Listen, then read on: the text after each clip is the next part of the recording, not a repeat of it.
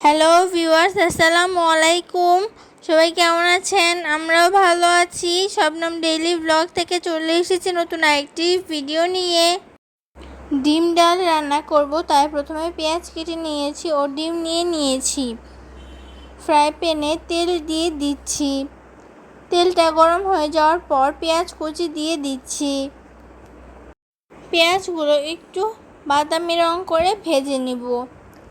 পেঁয়াজগুলো ভাজি হয়ে গেছে, এখন একটু পানি দিয়ে দিচ্ছি।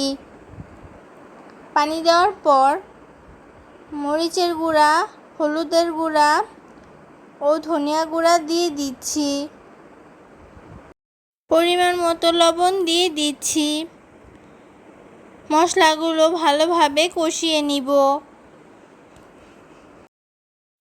পরিমাণ মতো ডাল ধুয়ে নিয়েছি।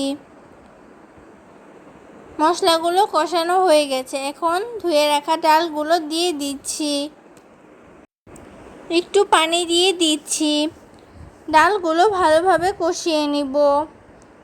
ঢাকনা দিয়ে ঢেকে দিয়েছি। সবাই আমার পেজটা ফলো করবেন, লাইক কমেন্ট করে পাশে থাকবেন। আমার ভিডিওগুলো সবাই বেশি বেশি শেয়ার করে দিবেন। ডালগুলো কষানো হয়ে গেছে, এখন ডিম দিয়ে দিচ্ছি। ডিমগুলো দেওয়ার পর ঢাকনা দিয়ে ঢেকে দিচ্ছি। আমাদের ডিম ডাল রান্না হয়ে গেছে। কেমন হয়েছে সবাই কমেন্ট করে জানাবেন। সবাইকে অনেক ধন্যবাদ ভিডিওটা শেষ পর্যন্ত দেখার জন্য।